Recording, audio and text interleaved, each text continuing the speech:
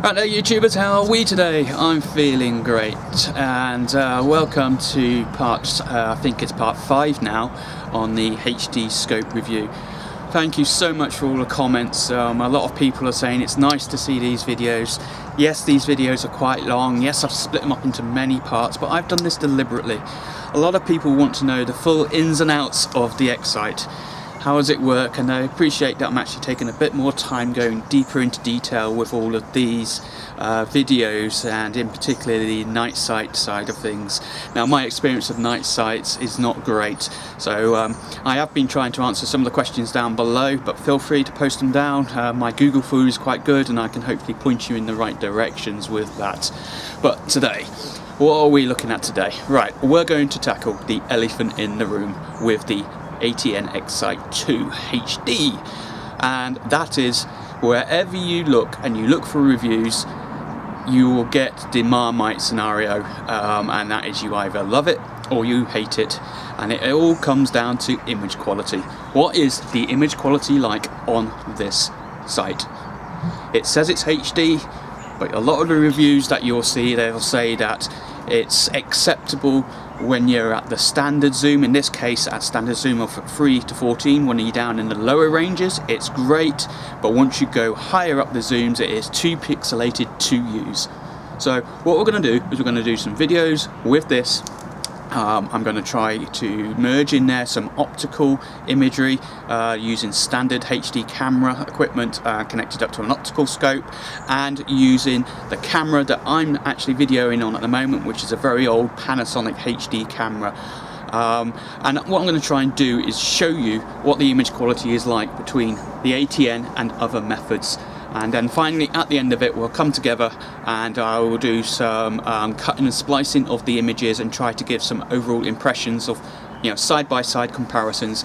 And we'll leave it up to you to decide whether or not this is the scope for you, whether the elephant in the room is not worth the purchase price of this scope. I have my own thoughts. I have many pieces of paper at the moment with all of the pros and the cons that I've found with this scope, and the final review will be summarising it all up together on there. So without any further ado, what we'll do is we'll now cut into the video editing sequences and show you some of the clips that I've been taking with the X Sight II in HD mode, recorded, and with a standard HD cam to show you the differences. Okay, before we go into the sequences, I just wanted to explain the two cameras that we're actually using for the comparisons. Obviously, we're using the X Sight II with its HD capabilities, and I'm also going to use it as for comparison the Panosonic HDC SD80. Now, this is the actual video camera that I'm using for all of my footage when you see me presenting to you. This is about £400, 4 or 5 years ago when it came out. So it's an early HD camera. It's not the best quality compared to modern day examples. It does have a digital zoom on it as well, up to 42 times.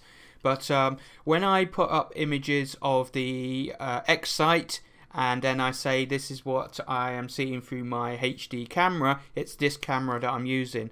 Also, I'm showing pictures as well of the camera mounted to a scope, so that you can actually see the images through that. The reason I'm using this camera, even though it's not totally scientific, is the quality you get through this camera is pretty much the same quality that I've experienced when you look through a normal optical sight that you'd have on top of your air rifle. So, like I said, it's not totally scientific, but it gives you an idea of a old technology HD compared to new technology HD in the ATN Sight II. Okay, so we're recording here. I'm actually looking out of a window and I'm looking at some starlings. I'm indoors, the rifle is not cocked or loaded, and I've got no intention of shooting these guys. Now, I'm just doing this purely so you can see the video quality. Now I'm zoomed in at 14 times. I've got the sunshade on with the light diffuser on the front as well, and that's us at 14 times zoom. I'm in a slightly shaded room. Honestly, these birds have got no idea I'm watching them. and I've range found them, and they are anywhere between 55 and 60 meters away. So we can see the quality, and there comes my cat and the dog as well, who's just lying down behind me. So that's not too bad quality. And if we zoom out a little bit, and we're going to come out and we'll drop out, and we'll drop in out. My cat wants food, and there we go, we're dropped back out to 3 times zoom. You can see the crosshairs that are automatically sort themselves out, and we just need to adjust the focus a little bit more. There we go, so that's 50 meters away, 50 to 60 meters away. Some starlings perched up on the roof, and we'll just do that one more time to zoom in to show you the quality, and we'll see that it starts to get pixelated. And we're zooming in.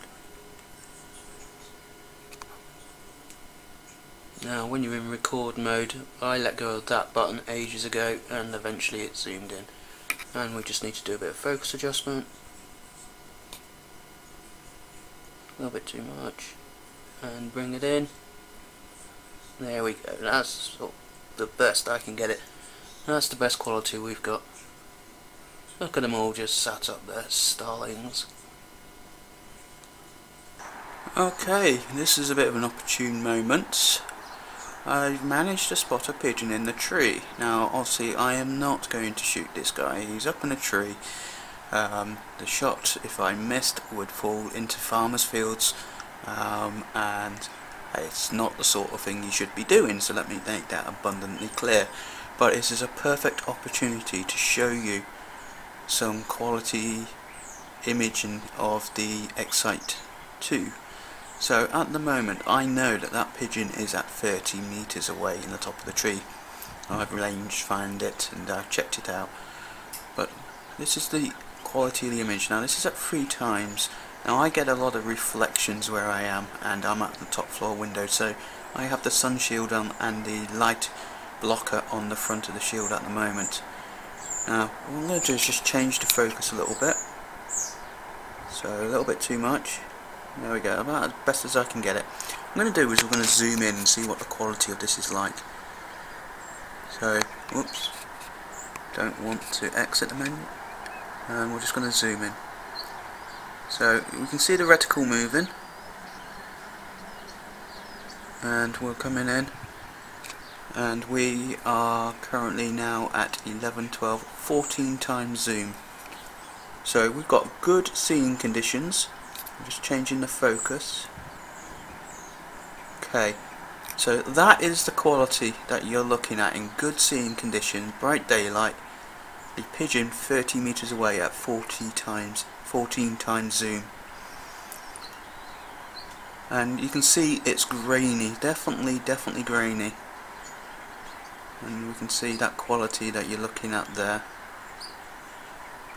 But certainly good enough for hunting, as we can see there. And I'm confident that if I did put a pellet in, I am confident that I could take a headshot with this, no problems whatsoever.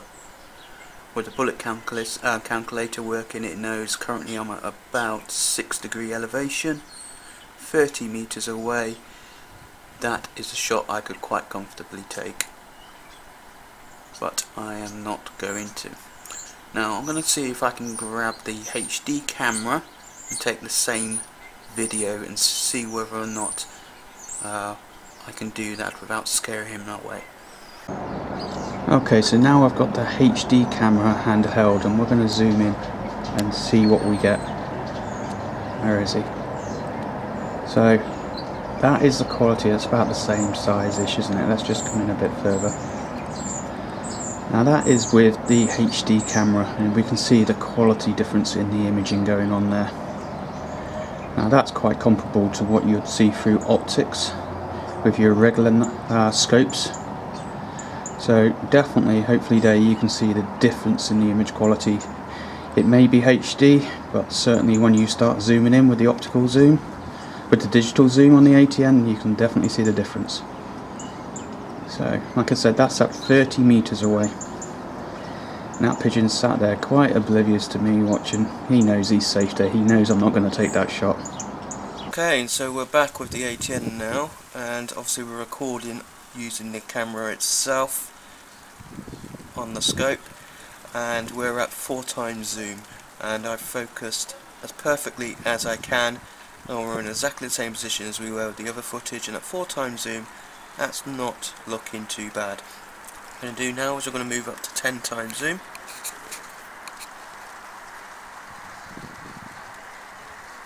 So we can do a comparison, and this is where we're going to start to see the pixelization. Oh, we've gone too far.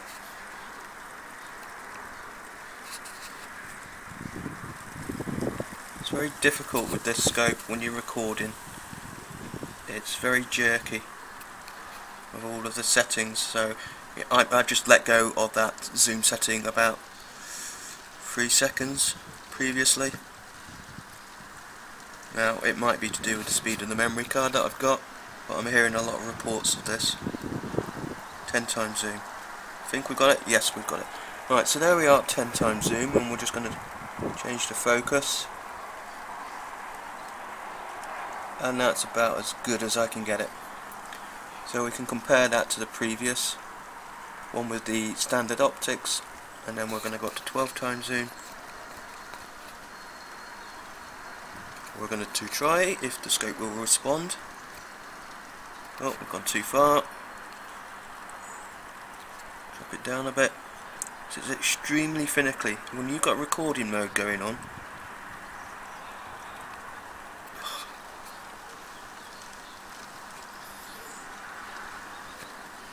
.4. I can't get 12.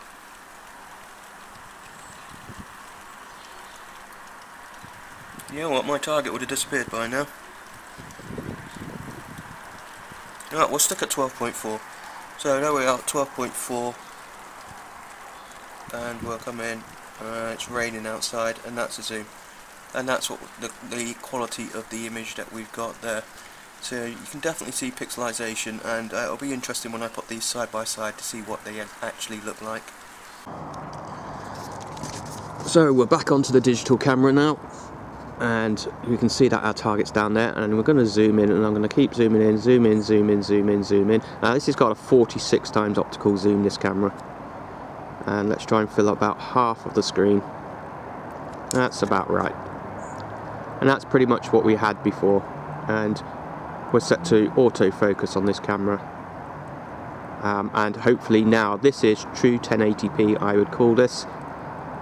And what we'll do is, again, we'll cut and paste these pictures into the video and put them side by side so you can actually see the difference and what sort of quality you can expect to see.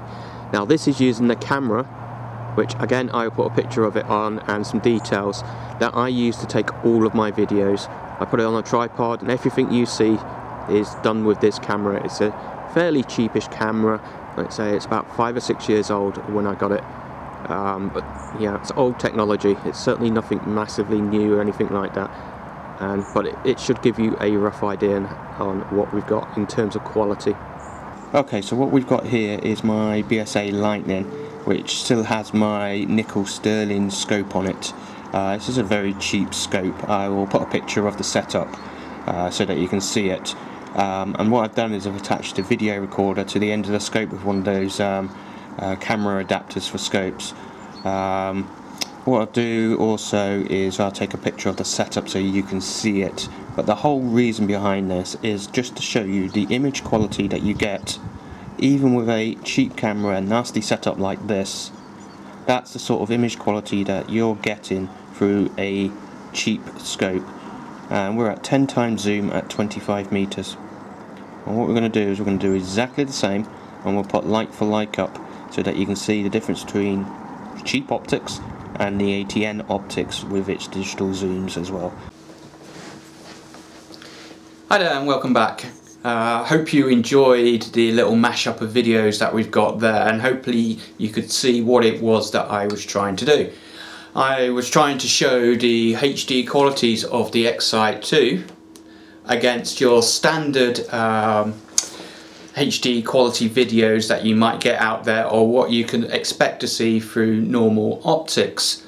So one thing you got to remember is that the digital video that I was showing you was shot on the camera that I'm filming with right now is a good 5-year-old technology, whereas the X Sight, you know, this is modern technology. It's 2016. So looking at the pictures, and what I'm going to do now is I'm going to superimpose over the top of this video a couple of examples, and I think the first one is from 8 meters with the digital scope, the ATN, and against this camera that you can see, and then the next one's at 20 meters, and you'll probably see that within 8 meters you've got quite a good quality there. And if you're down at the lower range of the zoom capability of the ATN, it's not too bad. But as soon as you start to go up to the higher zoom, which you'll see on the 20 meter ones, where we've gone into 14 times zoom on the ATN, you can see that there is quite a difference. Now you've got to remember as well is that the camera that I have used to show you the differences is 5 years old. It's using old technology. In fact, I don't even know what the megapixels of it is. This is 2016. So you can see that personally I think ATN have been working quite a long time to produce this scope, and the actual CCD and the electronics in here have got a long way to come. Certainly a long way to come. I know that this is a 2.1 megapixel camera in here, and I'd love to know what the processing unit is in here, because it is painfully slow, especially when you're recording. When you're down in the lower free zoom range, it's usable and manageable.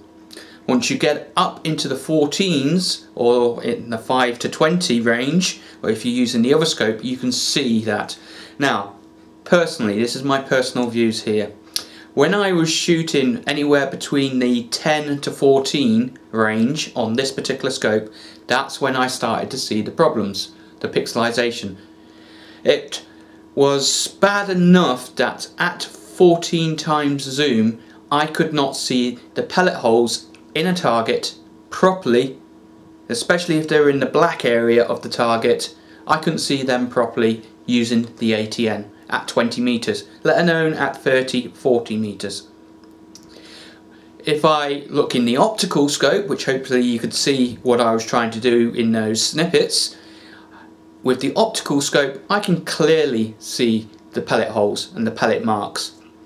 So there is obviously a big difference in quality. Even though they are both 1080p, that is just basically the size. It doesn't tell you anything too good about the quality. And it can very well be 1080p at 3 times zoom. But once you start to optically zoom, digitally zoom in, that's when the problems start to happen. So the other thing that I really noticed is that, like I said before, the processing in this is below par. Let's put it bluntly. I'm pressing the zoom while recording on here, and it takes an age. I let go, and 3 to 4 seconds later it is still zooming. So that takes a bit of time to get used to. But with the scope cam that I showed you, you could see that I couldn't even get the camera lined up properly, and those that have tried to attach video recorders or cameras onto the end of their scopes will realise how difficult these brackets are and how difficult it is to do. And this is where the ATN wins out. Literally, you bolt it on, you press a button, you've got full 1080p video recording. Okay, the quality might not be fantastic at better zoom levels, but you have actually got full quality, decent pictures without all of the aggro on there. So to sum all of this lot up, what would I say? I would say if you're looking for a scope to replace target shooting, then the ATN is not for you. That's just my opinion. I certainly would not be using this as a target scope replacement. However, for hunting, absolutely perfect. As we could see there at the 14 times zoom, even over 60 meters, the starlings on the house across the road from me, you could see them perfectly fine to be able to take the shot. The pigeon 30 meters away, you could see that perfectly to take a good quality headshot with it. And of course you get all the benefits of the recording, the night scope and everything else, the bullet calculator, everything else we talked about. But personally I would not be using this scope as a replacement for target scopes whatsoever. You're just losing too much quality when you zoom in all the way in, which you're going to want to do, otherwise why would you buy a zoom scope? So hopefully this video has helped out a little bit and answered that question, that elephant in the room question that everybody talks about the ATN scopes, the quality of the image, especially when you zoomed in. I found it as well. You can see it on screen. So really what I'm trying to say with this scope is, what do you actually want to use it for? Do you want to use it for target shooting? Do you want that fine fidelity in optics? Or do you want it for hunting and to be able to do videos, night scopes and everything else? That's the question you should be asking yourself. So hopefully you like this video. The final video in this series is going to be me summing up pages and pages of information that I found, and I'm going to give you all of the good points, the bad points, you know, the warts and all, a little bit along the lines of this last couple of minutes that I've done on this video to sum up everything I found about the X Sight II. Keep liking. Please leave your comments below. I'm more than happy to go through those comments and answer any questions. If you don't like the video, give me the thumbs down. I like the feedback to see that. Don't forget to subscribe and share, and we'll see you next time. Thank you.